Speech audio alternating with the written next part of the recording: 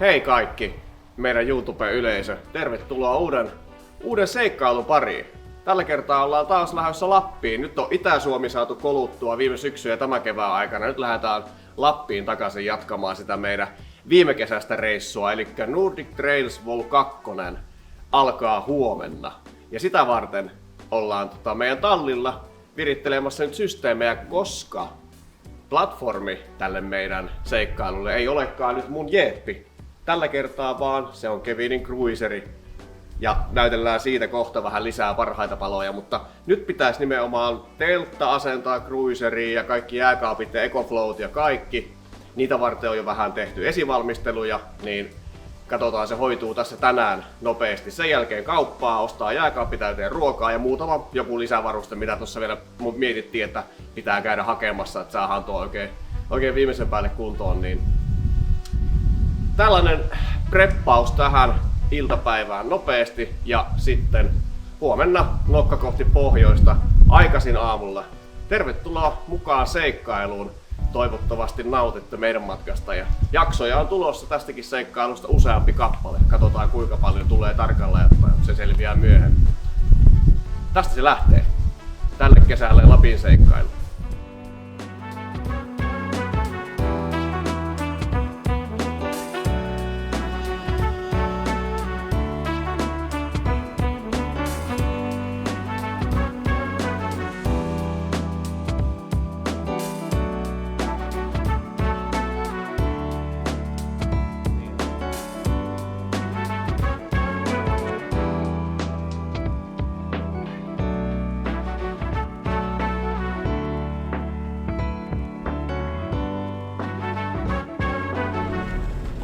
Siellä näkyy niekka.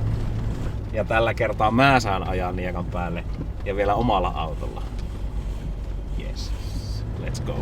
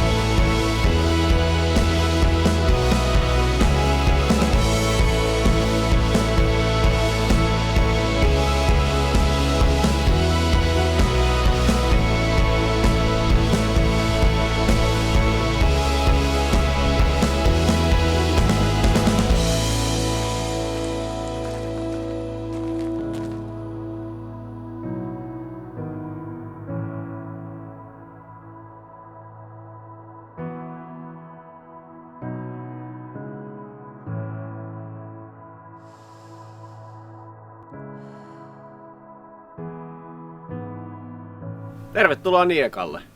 Nyt oli semmonen niinku nopea hyppäys tallilta Niekalle. Tässähän meni nyt semmonen niinku 36 tuntia tai jotakin niistä edellisistä sanoista. Maanantai-iltapäivästä, nyt ollaan keskiviikkoaamussa. Ja eilen saavuttiin tänne illalla. Oli mahtava ilta-auringonpaiste ja muuta kaikkea. Yö meni hienosti tässä. Rauhassa sai olla täällä, ei ketään muita ollut. Äsken kävi yksi moottoripyöräilijä tossa, mutta ihan sai olla rauhassa. Hyvät ruuat laitettiin illalla. Nukuttiin hyvin teltassa. Oli mukava paikka nukkua. Onneksi ei ollut liian tuulinen paikka. Tää saattaisi olla aika ryskäämistä tuon teltan kanssa, jos olisi kova tuuli. Voisin kuvitella, että se aamupalat syöty. Auto on nyt pakattu. Kaikki on valmiina. Tuonne suuntaan suorittamaan nyt varsinaista seikkailua. Tästä se alkaa. Siistiä päästä reitille mahtavan aamun jälkeen. Edellisen päivän kivastahtinen siirtymä Keski-Suomesta Itä-Lappiin ottaa koko päivän ja oikea valinta oli yöpyä just reitin aloituspisteessä.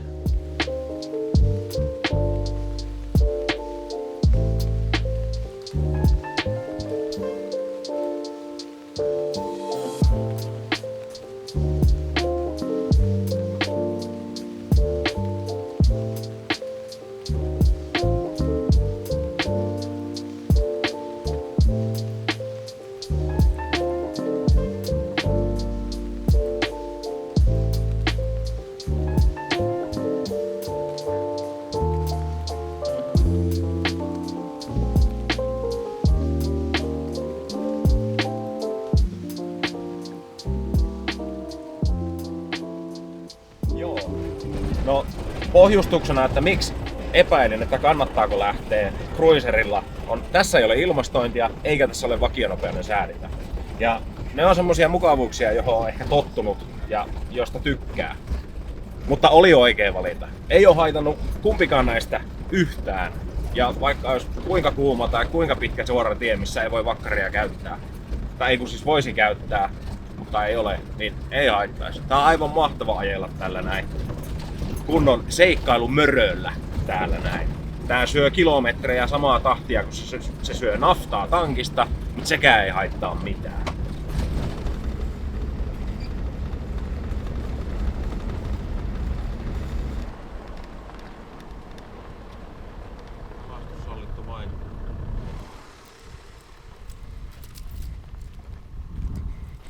Eipä tästä kyllä ole menemistä. Joo, se sen verran. Joo, ihan pelkästään sillä verukkeella, että ei tärvelletä luontoa ja tosta nyt tietenkin, vaikkakin auto ei varsinaisesti mitään öljyä vuotele, niin siellä nyt on rasvaa, joka sitten tuonne vesistöön erittyisi.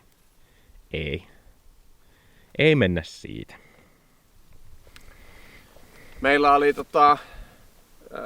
tässä yhdellä lenkillä, mikä oli aikaisemmin kartoitettu, niin tällainen vesistöylityspaikka. Ilmakuvista näytti paljon siedettävämmältä, mutta luonnollisestihan se näyttää ilmakuvista aina paljon siedettävämmältä. Mutta tilanne on tässä nyt se, että meidän täytyy nyt palata sinne edelliseen risteykseen takaisin ja mennä sitten tavallaan omia viimekesäisiä jälkiä pitkin sinne Nelostielle tosta noin. No, ei se mitään haittaa. Ei, tää oli hyvä pisto. Tää oli mukava käydä katsomassa tätä paikkaa. Ja tästä on siis silta purettu pois. Tässä on silta ollut ennen joskus. Kyllä. Mutta mua ei haittaa yhtään tää leikki. Tää niinku maisema täällä on siis jotain. Tulkaa katsoa. Ei. Kamerat ei tee tälle oikeutta. Niin. Ja kirkasta vettä. Juu. No, lähdetään vanhoille jäille. Nythän meillä on sähköä ihan riittämiin. Lisättiin 1000 wattin puhdas siniaallolla varustettu inverteri, joka tarkoittaa, että me saadaan EcoFlowta ladattuaan periaatteessa sillä täydellä latauskapasiteetilla, mikä EcoFlowssa on, joka on 800 wattia, mutta ollaan päädytty 400, se tuntuu ihan hyvältä tässä vaiheessa. Kaikki aikaisemmat sähköongelmat on nyt sillä katettu. Ei oo niitä vaikeuksia enää. Muuten on miltei sama varustus, mikä on ollut Jeepissä Nordic Trails Vol 1. se muutoksena, että tällä kertaa ollaan täysin oman kaluston varassa. Ei ole mitään vuokrattua, lainattua tai varastettua, mikä on aivan huikea saavutus. 5 vuotta siinä meni, että päästiin tähän tilanteeseen. Pikkuhiljaa kerätty sitä kaikkea huikeeta.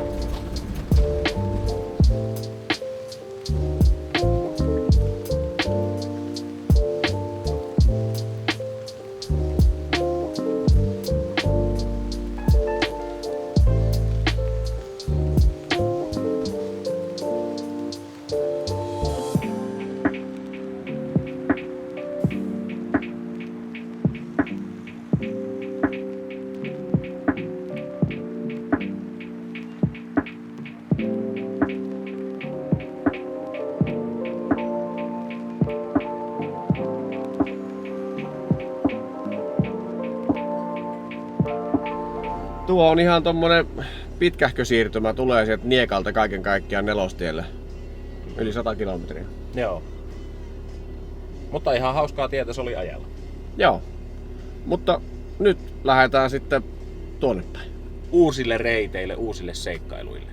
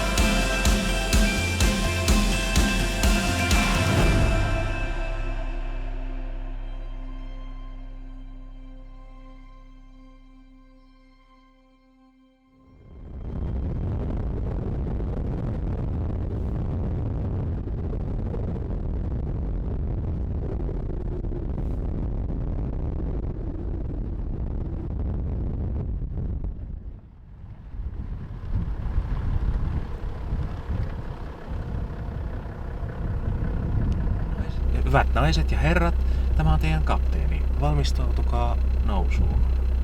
GoX Airlines lähtee Vuotsosta jatkamaan matkaa. Käytiin syömässä Tankavaarassa todella myöhäinen lounas. Se oli 4 kello, kun oltiin siellä tilaamassa ruokaa. Ja nyt matka jatkuu Tankavaarasta nyt kohti Kaunispäätä sitten, eli Saariselälle.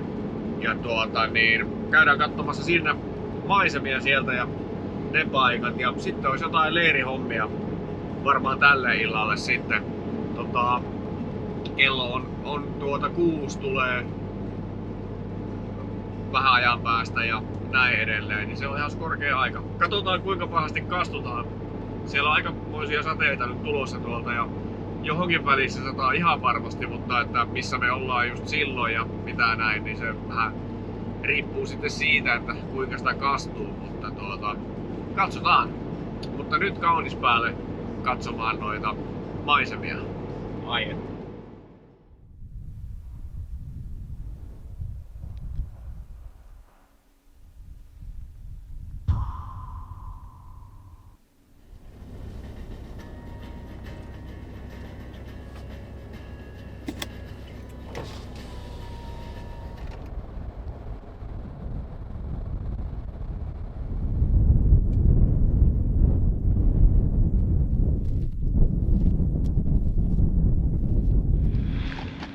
Ollaan Saariselällä. Hieno paikka tää Kaunispää huippu. Korkea paikka. Ja tässä nyt jotenkin erottuu niin nimenomaan tommonen puuton tunturiylänkö. Tuossa takana niin avautuu. Ihan älyt. Niin jotenkin tää kaiken läänin laajuus tässä nyt sitten paljastuu nyt kun ei puita ollenkaan. Niin. Ja siis on silmän kantamia tommosia huippuja, mikä on. Niin. Ja me ollaan menossa niitä kohti vielä kaiken lisäksi. Niin. Mikä parasta. Nekin vielä. Oh. On tässä kaikenlaisia huippuja näkyy täältä. Nyt on kyllä ehkä vähän tämmönen aavistuksen utunen sää, että niin kaikkein korkeimmat paikat, mitä tuossa tommonen näkötorni, niin siellä oli ympäri tornia sen kaiteisiin laitettu sellaisina metallilaattoina aina, niin kuin, että mikä on se huippu siitä kohti, kun katsoo eteenpäin nimet ja korkeudet, niin jotkut niistä jää nyt johonkin tommosen niin kuin tietynlaisen sumuun tai pilvet matalalla. Jep. Vähän taakse piiloon sitten, mutta niin kaiken kaikkiaan hieno paikka. Mutta tältä Saariselältä näkyy myös Sokoosti, joka on UKK-kansallispuistossa. 718 metriä korkea. Se taitaa olla niitä korkeimpia huippuja Suomessa sitten. Joo, niitä on muutamia sitten siellä Käsivarressa on sitten korkeampia paikkoja. Kyllä. Ja näin edespäin. Mennään sinne sitten tässä reissun loppuvaiheella. Ei ihan niin pitkälle. Tai niin siis Käsivarteen. Niin, kyllä. Kyllä. Kyllä, niin mennään. Se on mahtavaa. Kyllä. Myöhemmissä jaksoissa niistä lisää.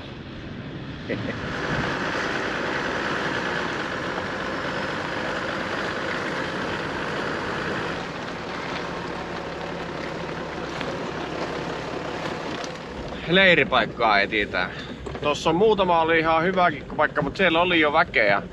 Oli ihan karavaanareita ja sitten tuossa yhdessä paikassa oli joku tollanen metsästäjä koiran kanssa tai kalastaja mikäli onkaan, mutta periaatteessa siinä olisi ihan hyvää tilaa, jos ei löydy muuta, mutta nyt täällä on ihan varmaan lupaavia paikkoja vielä tässä tän tien varrella. Ainakin tie on hyvä ja lupaavaa näin niin kuin meidän takana. Kyllä, tie on hyvinkin lupaava.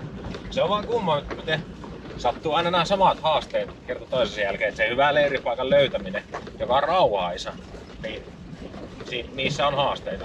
Kyllä. Se on tää. Paljon on nähtävästi kulkijoita. Kyllä. Niin, nyt on varmaan otollista aikaa. Heinäkuu. Paljon ihmisiä lomailemassa. Jep. Niin kuin mekin. Ei anneta se haitata. Kyllä sopuisia antaa ja meille paikka löytyy. Me mennään vaan pitemmälle tällä autolla, kun muut menee muilla autoilla. Karavaaneillaan. Niin, kyllä. Joo, katsotaan mitä löydetään.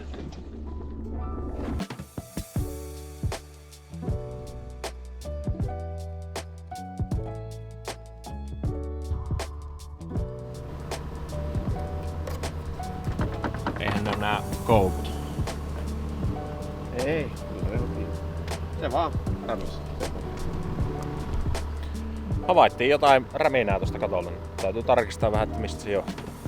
Mutta leiripaikka taidettiin nyt löytää. Ajettiin jonkunmoisen matkan tuommoista vähän huonompaa tietä tänne tien päähän kääntölenkille ja näyttää kyllä aivan todella hyvältä, rauhaisalta leiripaikalta täällä Lapin luonnossa. Very nice. Selvisi syy. Kattotelineen kiristys. Tämmönen ruuvi oli päässyt irti. Melko varma, että se on se kolinan syy. Sekä kattotelta pääsee sitten vähän elämään, että tää oli jäänyt just tuohon kattotelineen tippakorukiinnikkeen taakse kiinni. Säilyy matkassa onneksi.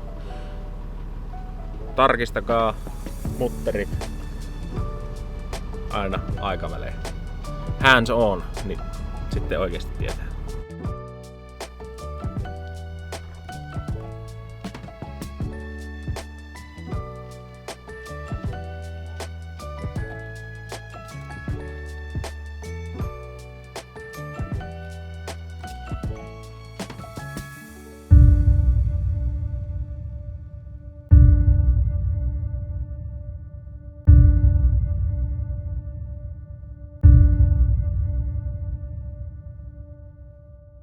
Kiitos tosi paljon, kun jaksoit katsoa jakson loppuun asti.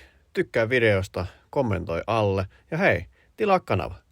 Meillä on tälle vuodelle tavoitteena saada 1000 tilaajaa täyteen, niin ihmeessä tilaamaan ja huikkaa kaverille myös. Seuraavassa jaksossa jatketaan.